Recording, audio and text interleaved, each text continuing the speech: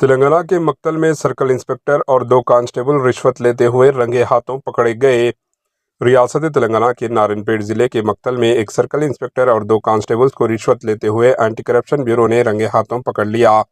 वो एक केस में 20,000 रुपये रिश्वत ले रहे थे जब एसीबी के ओहदेदारों ने पुलिस स्टेशन में धावा करते हुए मक्तल के सीआई चंद्रशेखर, कांस्टेबल शिवा रेड्डी और नरसिम्हा को गिरफ्तार कर लिया।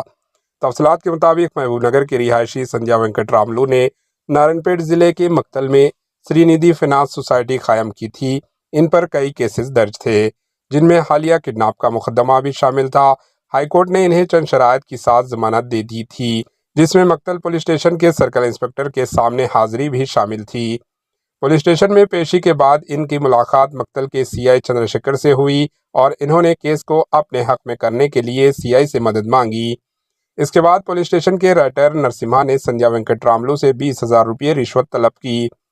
मंगल की सुबह 11 बजे सीआई चंद्रशेखर की हिदायत पर कांस्टेबल नरसिम्हा और शिवा पुलिस स्टेशन में ही मुलजिम से रिश्वत ले रहे थे।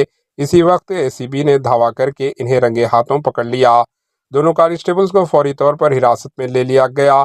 राइटर नरसिम्हा ने एसीबी को बयान दिया कि इन्होंने ये रिश्वत सीआई चंद्रशेखर के लिए ली थी, जिसके बाद चंद्रशेखर के खिलाफ भी बदउनवानी का मुकदमा दर्ज किया गया। एसीबी डीएसपी ने बताया कि मुलजिम से ली गई 20,000 रुपये की रकम बरामद कर ली गई है। Bureau report, AHN news.